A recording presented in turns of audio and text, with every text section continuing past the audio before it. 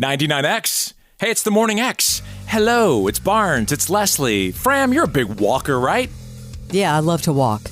It's great exercise. What's one of the biggest things you miss sometimes when you head out to walk? I miss the Morning X. Right.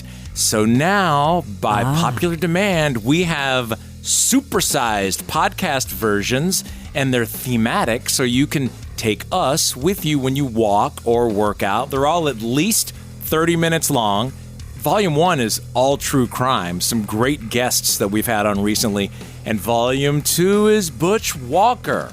Huge. It's Butch in our interview with him when they were coming out a couple months ago, announcing all of the shows and everything going on, but also a guest who claims to be one of the biggest Marvies ever, and we surprised her with a little call to Butch. So cool. So that's all wrapped up in there. You can get the Morning X with Barnes and Leslie podcast wherever you get your podcasts. Barnes, I think I have something in common with your wife, Heather. Ooh. I love going to antique stores and thrifting, and you just never know what you're going to find. And your wife's really good at it because she and we went to this antique store one time, and she knew everything, like the year something was made, or, she's really good at it. But I love those stories where someone finds something at an antique store or thrifting, and then it turns out to be valuable. Like, you pick it up for a couple of bucks, and then all of a sudden it turns into riches, right? She had one time. Heather had one time that was, who's the big artist from New York that everyone goes crazy over? Maplethorpe? No, super, now I can't, glasses. Oh, yeah. Little dude. Help me. I know who you're talking about. Help me. Warhol. Andy Warhol. Yeah, I love Andy Warhol. She thought she picked up at a very rando antique store a unique Warhol that was numbered and signed. And so they have Warhol's company. You can send it to them and they review it. And we got the info back and it wasn't unique. It was an almost. It was an almost. Well, actually, this is a most. I saw this, believe it or not, on TikTok. This woman from Pennsylvania, Jess Smith, thrifting, and she saw this really cool necklace. It actually looked like a Tide Pod, and she picked it up for a couple of bucks. But then she researched it, which is, I want her to tell you about it, and found out it was quite valuable. Hey, Jess, good morning. Good morning, guys. I'm looking at the picture of this, and it does look like a Tide Pod. Isn't that funny? It does look like a Tide Pod. It kind of reminds me of like a car headlight almost as well. Oh, right. If you're looking straight into it. Right. The layers. Yeah. Mm-hmm. The layers of the plexiglass. So you went to Google Lens, which I'd never heard of before. Oh, yeah, you have. You can go take pictures of stuff and get the info. Come on, Fram. So you went to Google Lens, and then what happened? Yeah, so Google Lens, I always use that whenever I'm thrifting. I'm like, what is this thing that I just picked up? So I got that necklace for $2, picked it up because it just, looked unique, saw the signature on it. And I was like, well, let me pop the good old Google Lens on it, see if anything comes up. And a very similar looking necklace came up that was on this auction site. It was by this artist named Arinel Roy Gruber.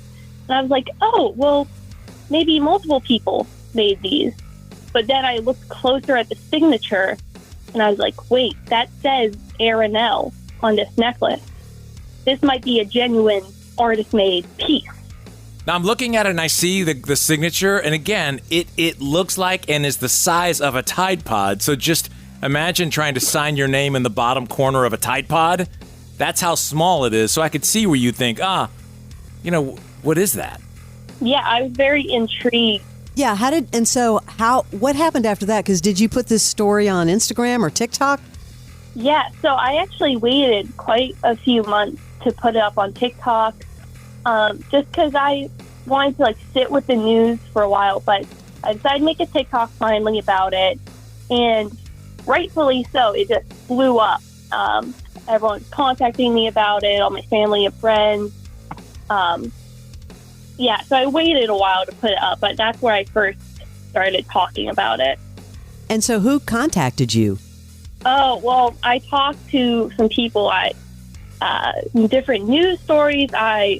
There's like a article made by the New York Post about it. Wow. Insider Edition made a YouTube video about it. Yeah, it was pretty crazy. How did you finally find out that it was authentic? Well, the day I got it, I contacted the director of the artist gallery because unfortunately the artist has passed away, but there's a foundation in her name. So I contacted the director via Instagram. I called with her, and the first thing she told me was that is 100% authentic. Wow. And I was just blown away. I was like, wow, that's really cool. Which means it's worth some money, right? Yeah. The next thing she told me was that it was worth about $3,000, which is crazy since I got it for only $2. Would you have kept it either way? So technically right now, well, no matter how much it was valued, I got it just to wear it. It looks funky. I really love unique things. It's a statement piece. So I just got it just because I thought it'd be fun to wear. Then when I found out it was, high value, I was like, wow, this kind of, I'll probably hold on to it for a bit, but maybe someday in the future I'll sell it. So I understand that you have, it's on loan right now to the foundation so other people can see it. Exactly, yes. I gave it to the foundation on a special loan, which basically means they can display it for a certain amount of time, but I'll be able to get it back at the end. A question from an ignorant art person like myself. Why does something that what's the significance of this Tide Pod, for better lack of term, because it looks like a Tide Pod? What is the significance of it? What gives it the value? I have not heard of that artist, no offense to the artist, but what gives it that value? Yeah, so there was a specific period in the 60s and 70s. So Erin Roy Gruber, she did a lot of different pieces, but in the 60s and 70s, she focused a lot on these plexiglass pieces. And what's really special about this piece is the process that went into it. Because when you think of plexiglass, you think of flat sheets. Well, she pioneered this method where she would create domes, like 3D bubbles or pillows almost, with the plexiglass.